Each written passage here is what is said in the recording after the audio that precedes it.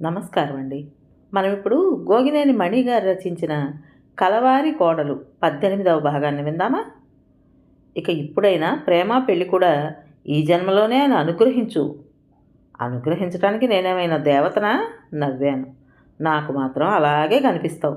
మంచి మనసున్న కొందరికి వాక్శుద్ధి అని ఉంటుందట. వాళ్ళు అన్నది జరుగుతుంది. అందుకని నువ్వెప్పుడు మంచి జరగటం గురించే మాట్లాడు, తెలిసిందా? అన్నాడు. సరేలే తెలిసింది. అవతల అమ్మ నా కోసం చూస్తూ ఉంటుంది అంటూ పరిగెత్తుకొచ్చేశాను.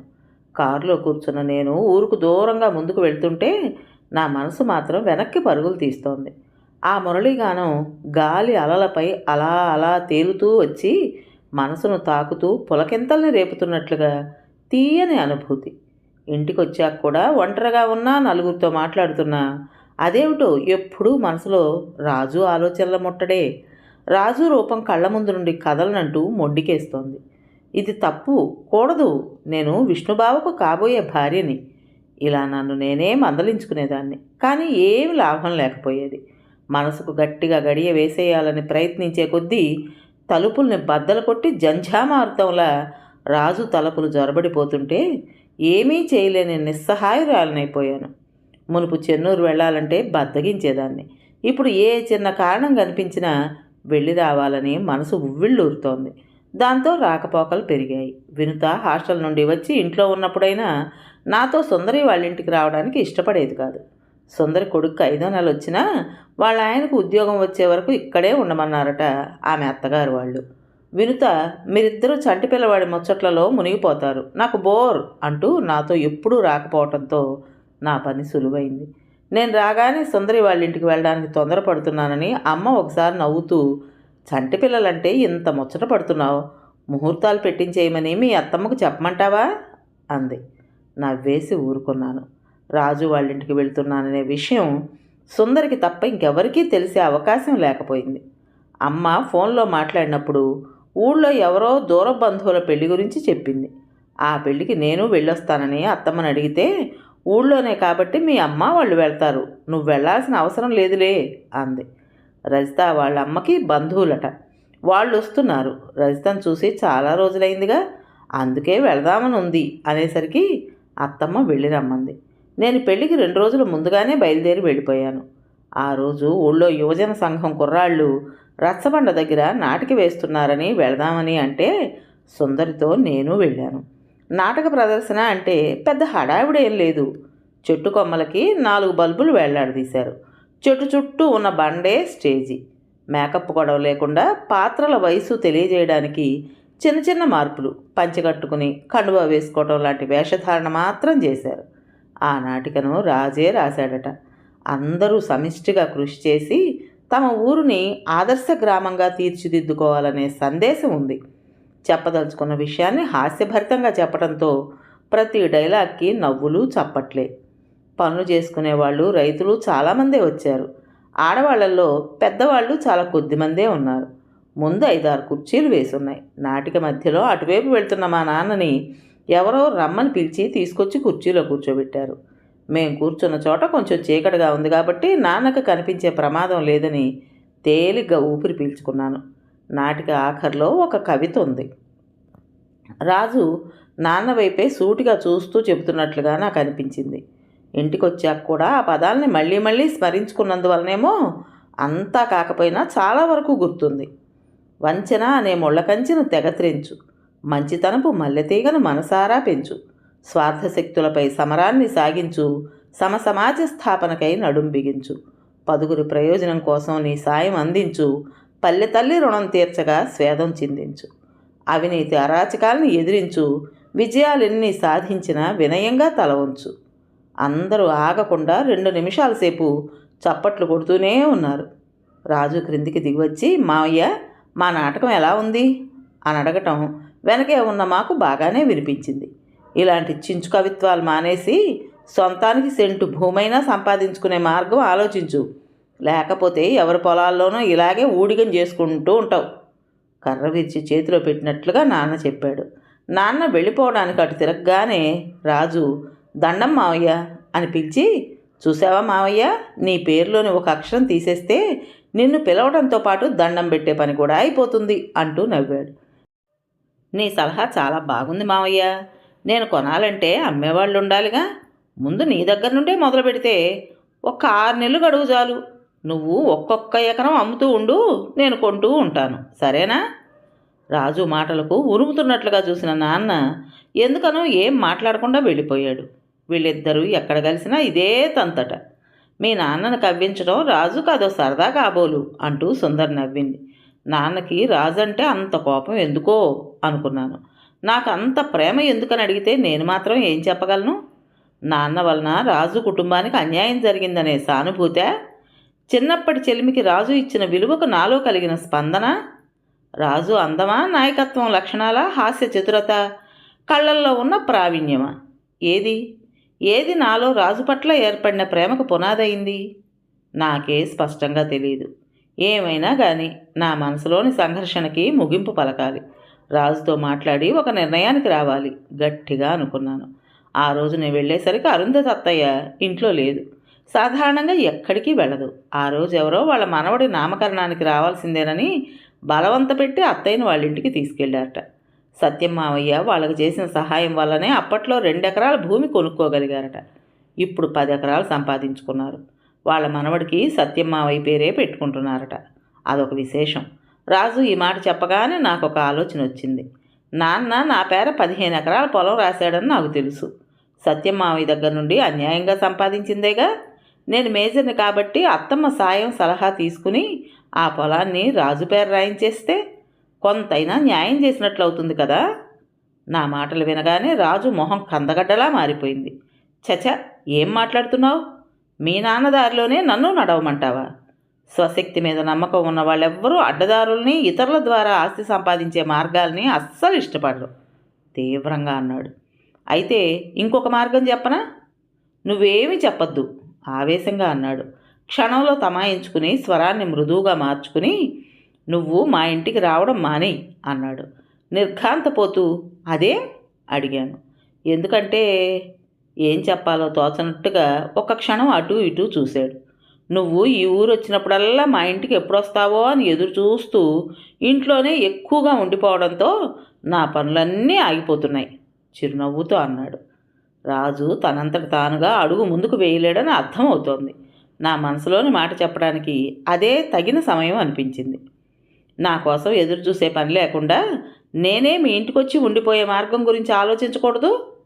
అల్లరిగా నవ్వుతూ చూశాను. నా వైపు విభ్రాంతిగా చూసిన రాజుకు నేనేమంటున్నానో బాగానే అర్థమైందనుకుంటాను. అటువైపుకు చూస్తూ తమాషాలొద్దు అన్నాడు. మన 2 కుటుంబాల మధ్య సత్సంబంధాలు ఉండుంటే మన స్నేహం పర్వాలేదు, కానీ మీ ఇంట్లో తెలియకుండా వచ్చి వెళ్ళడం ఎవరైనా అపార్థం చేసుకునే అవకాశం ఇచ్చినట్లు అవుతుంది. రాజు కంఠం భారమైంది. ఇప్పుడు చెప్తున్నావా ఈ మాట? నీతో ఇంత దూరం వచ్చాక నా గొంతు రుద్ధమైంది. ఇప్పుడు తప్పుకుంటావా? నేను నిజమే తప్పు చేశాననిపిస్తోంది. రాజు కొంచెంగా తల వంచుకున్నాడు. నువ్వు ఆ చిన్నప్పటి రోజులు మరుగుపడిపోకూడదని మనసులో రోజు తలుచుకుంటూ మెరుగు పెట్టుకుంటున్నందువల్లనేమో చాన్నాళ్లకు నిన్ను చూడగానే ఒక్కసారిగా వెల్లువై పొంగిన స్నేహాభిమానాలతో చనువుగా ప్రవర్తించాను. తెలిసాకైనా పొరపాటు సర్దిద్దుకోవాలి కదా. నువ్వు పుట్టినప్పుడే విష్ణువుతో నిశ్చితార్థం జరిగిపోయినట్లేనని విన్నాను. నేను పుట్టక మునిపే మా నాన్న సత్యం మావయ్యకి మాటిచ్చాడని నేను విన్నాను. నవ్వుతూ అన్నట్లుగా అనబోయాను, కానీ నవ్వు రాలేదు. సీరియస్గా చూస్తూ చెప్పాను. పుట్టక ముందో పుట్టారనో పెద్దవాళ్ళు మాట ఇచ్చి పుచ్చుకోవటాలు, ప్రమాణాలు చేసుకోవటాలు వీటికి విలువే ఉండదు. కలిసి జీవించాల్సిన పిల్లల ఇష్టాయిష్టాలే ముఖ్యం, అవునా? నిజమే, కానీ పెద్దలు అన్ని రకాలుగా ఆలోచించి తీసుకున్న నిర్ణయాలను గౌరవించటం పిల్లలకు మంచిదే కదూ. విష్ణు చాలా పై అంతస్తులో ఉన్నాడు. నేను అంతస్తులు కోరుకోవడం లేదు. ఇప్పటి వరకు నీలాగే నేను కూడా ఇది నాకు ప్రత్యేకంగా కావాలని దేన్ని కోరుకోలేదు. ఇప్పుడు మాత్రం జీవితాంతం నీ సహచర్యం కావాలని గాఢంగా కోరుకుంటున్నాను, కాదు తప్పిస్తున్నాను.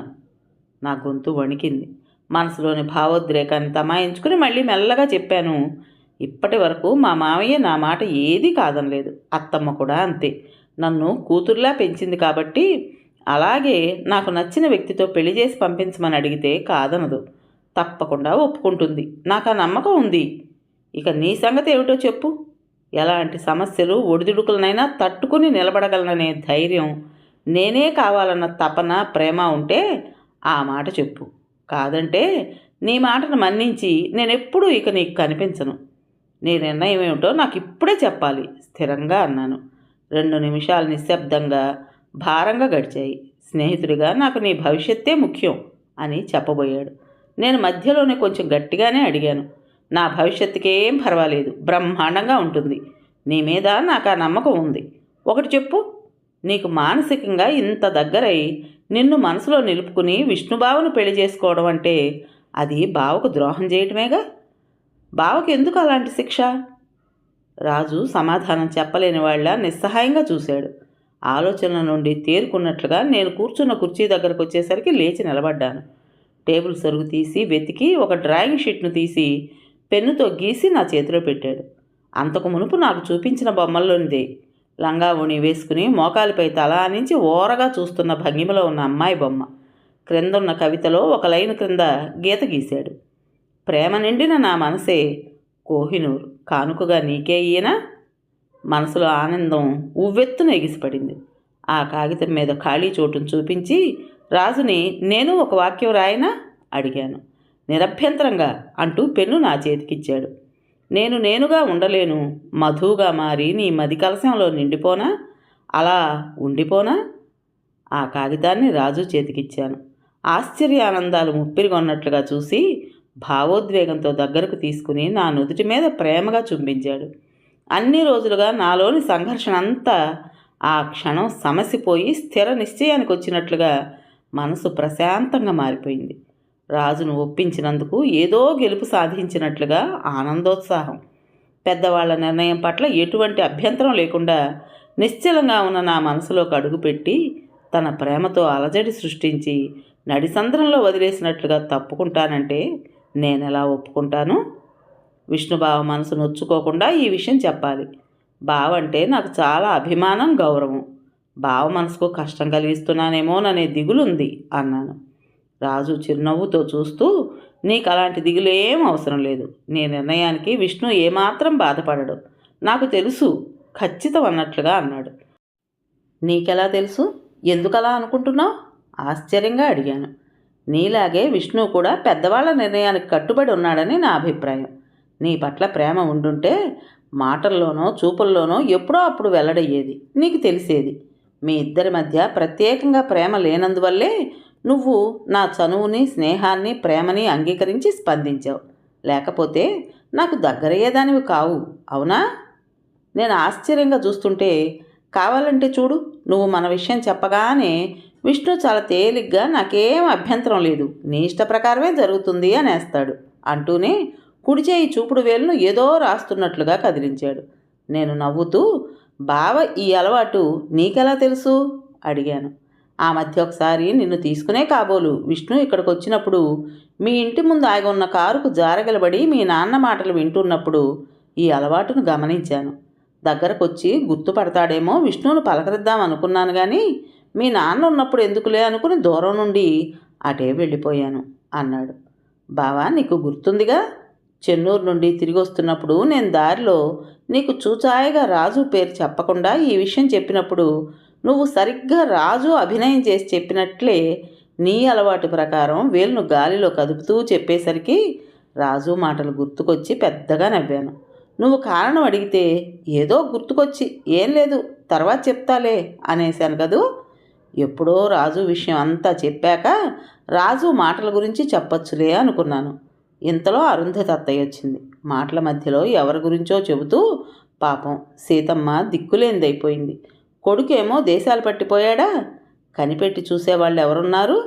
దయతలిచి ఎవరైనా ఇంత ముద్ద పెడితే తిని పడుంటోంది. నీతో ఓ మాట చెప్పి మనతోనే ఉంటుందని ఇంటికి తీసుకొద్దాం అనుకుంటున్నాను అంది.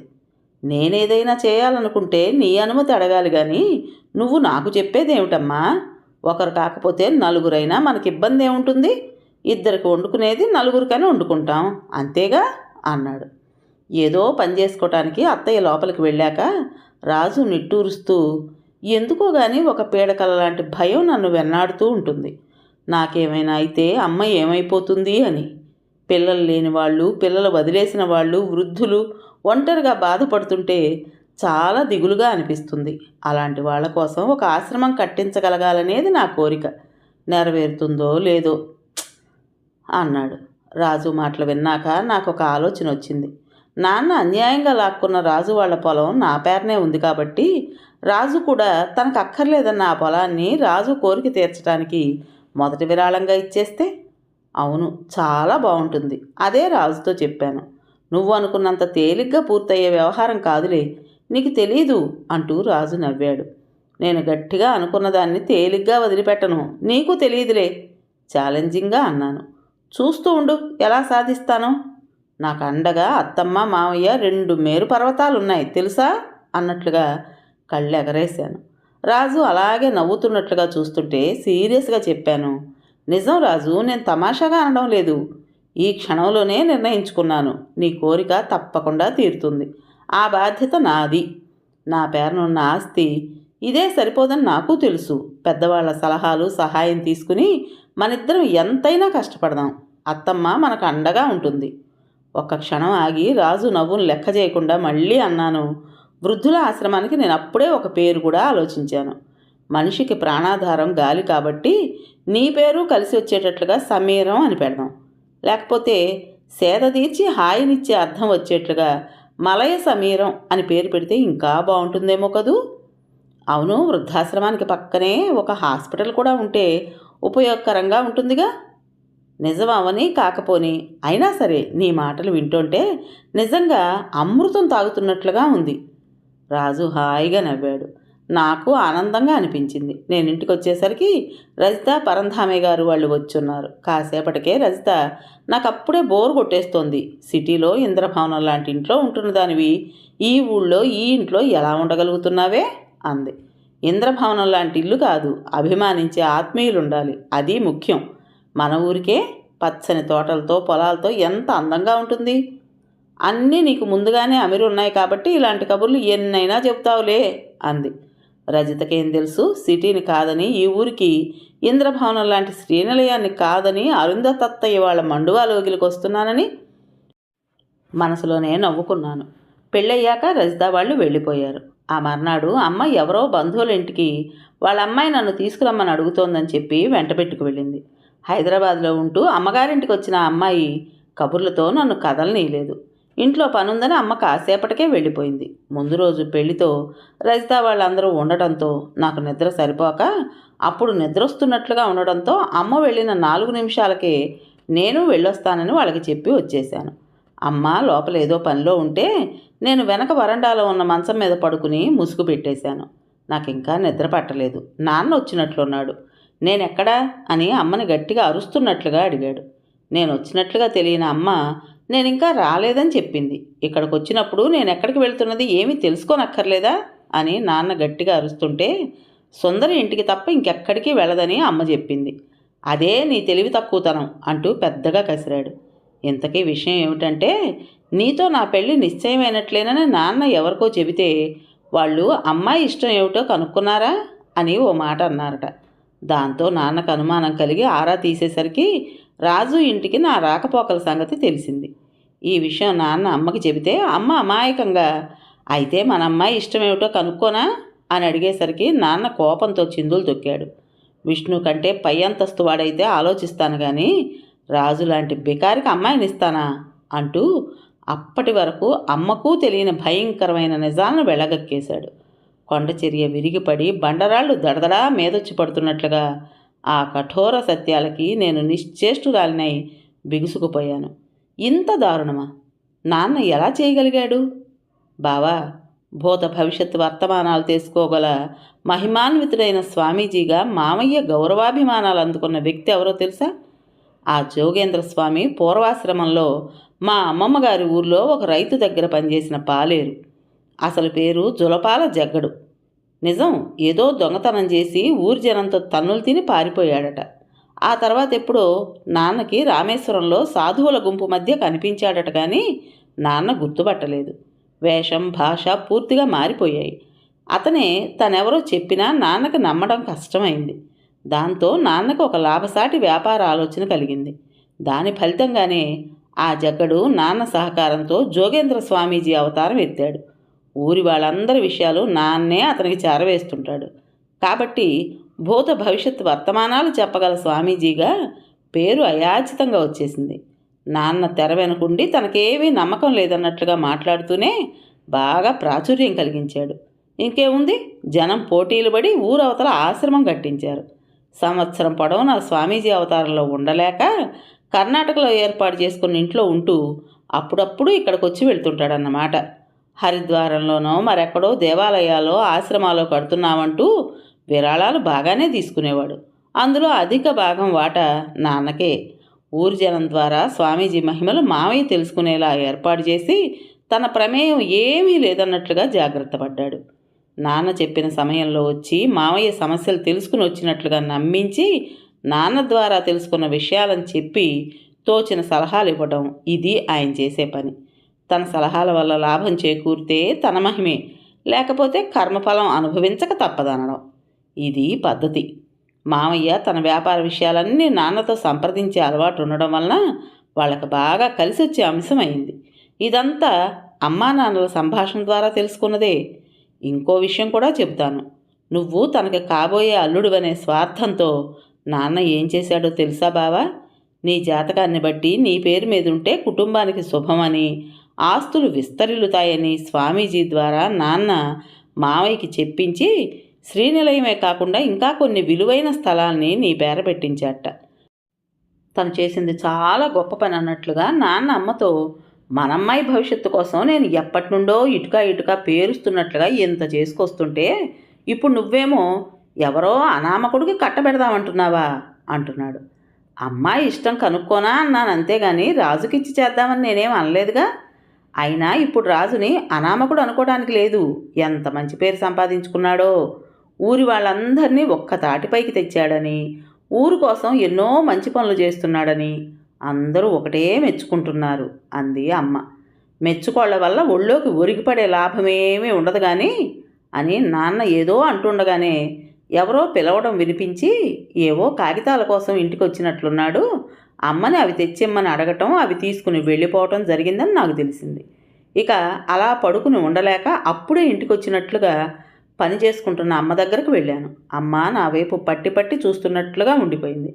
ఏదో చెప్పాలని అనుకుంటున్నట్లు మళ్ళీ చెప్పలేనట్లుగా నిట్టూరుస్తూ అలా అవస్థపడింది. నాకు తెలియనట్లుగా ఊరుకోవడమే అప్పటికి మంచిదని నేను అనుకున్నాను. ఏదైనా ముందు అత్తమ్మతో చెప్పాలి.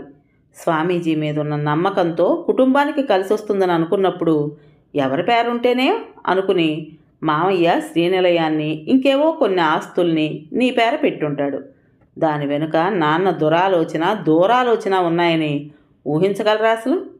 కొన్ని విషయాలు ఎలాగో తెలుసుకుని చెప్పి మహిమగా నమ్మించి ఎంతటి వాళ్ళనైనా వంచడం ఇంత సులువా? ఎంత చదువుకున్న వాళ్ళైనా అనుభవజ్ఞులైనా సరే కొందరు కొన్ని నమ్మకాల వల్ల కొందరికి ఇలా దాసులైపోతారు కాబోలు. మనసులో మాటి మాటికి ఇలా ఆశ్చర్యపోతూనే ఉన్నాను. ఆ మరునాడే నేను హైదరాబాద్ వచ్చేసాను. అత్తమ్మకి ఆరోగ్యం బాగాలేదు, నీరసంగా కనిపిస్తోంది. ఏవో మందులు వాడుతున్నాను అంది. ఆ సమయంలో ఈ విషయాలన్నీ అత్తమ్మకు చెప్పడం మంచిది కాదనిపించింది. ఇలాంటి నిజాల్ని అత్తమ్మ జీర్ణించుకోగలదా? నాన్న మొహం చూడటానికి ఇష్టపడుతుందా? నిదానంగా సమయం సందర్భం చూసి చెబుదామనుకున్నాను. రాజు విషయం కూడా అంతే. చెబుదామనుకోవడం, అత్తమ్మ ఎలా రియాక్ట్ అవుతుందో అనే సందిగ్ధంలో అప్పటికి వెనుకడుగేయటం, అలా ఆలస్యం చేశాను. ఇంతలో అత్తమ్మ మామయ్య ఏదో మూలికా వైద్యం కోసం కేరళ ప్రయాణం పెట్టుకున్నారు. ఆ రోజు నాన్న కూడా ఊరి నుంచి వచ్చాడు. అత్తమ్మ నాకు జాగ్రత్తలు చెబుతూ తాళాలు నా చేతికిచ్చి అటు వెళ్ళగానే నాన్న ఆ తాళాల వైపు చూస్తూ, ఎవరికో కానీ ఇలాంటి మహారాణి యోగం దొరకదు, కాలదనుకోకు అన్నాడు నన్ను హెచ్చరిస్తున్నట్లుగా. నాకు అర్థమైంది. నాన్నతో ఎందుకులే అని నేను మౌనంగా ఉంటే సరిపోయేదేమో, అలా కాకుండా కవ్వించినట్లుగా, అదే నా ఖచ్చిత నిర్ణయం అన్నట్లుగా ఇష్టమైన వ్యక్తితో జీవితాన్ని పంచుకోవడమే నాకు మహారాణి యోగం అని సమాధానం చెప్పాను. అప్పుడే నాన్న, నీకెలా బుద్ధి చెబుతానో చూస్తావుగా అని మనసులో శపథం చేసుకున్నాడేమో. అత్తమ్మ వాళ్ళు వచ్చే ముందు రోజు సుందర్ దగ్గర నుండి ఫోన్ వచ్చింది. తను చెప్పిన వార్త వింటూనే కుప్పకూలిపోయాను. పక్క ఊర్లో రాజు అక్కడికి ఎందుకు వెళ్ళాడో తెలీదు. యాక్సిడెంట్ అయిందని ఎవరో చూసిన వాళ్ళు ట్రాక్టర్లో తీసుకొచ్చారు. రాజు మరణానికి ఊరంతా ఒక్కటిగా రోదిస్తున్నారని సుందరి చెప్పింది. పెళ్ళిని వచ్చే జన్మకు వాయిదా వేస్తావా అని నేను సరదాగా అన్న మాటల్ని రాజు నిజంగానే నిజం చేసి వెళ్ళిపోయాడా? ఆ నమ్మలేని నిజాన్ని తట్టుకోలేకపోయాను. గదిలో ఒంటరిగా రోదిస్తూ ఉండిపోయాను. అత్తమ్మ వాళ్ళు వచ్చేశారు. నవల పేరు కలవారి కోడలు. రచించిన వారు గోగినేని మణి గారు. ఇంతటితో ఈ నవలలోని 18వ భాగం పూర్తయింది. విన్నారు కదండి. మరి ఈ కథ మీకు నచ్చిందా? నచ్చినట్టయితే లైక్ చేసి మరో నలుగురికి షేర్ చేయండి. అలాగే ఇంత మంచి కథను మనకు అందించిన రైటర్ గారికి మనందరి తరపున మనస్ఫూర్తిగా ధన్యవాదాలు తెలియజేసుకుంటూ, కొత్త వాళ్ళు కనుక మన ఛానల్ని చూస్తున్నట్లయితే తప్పకుండా సబ్స్క్రైబ్ చేసుకోండి. ఉంటానండి.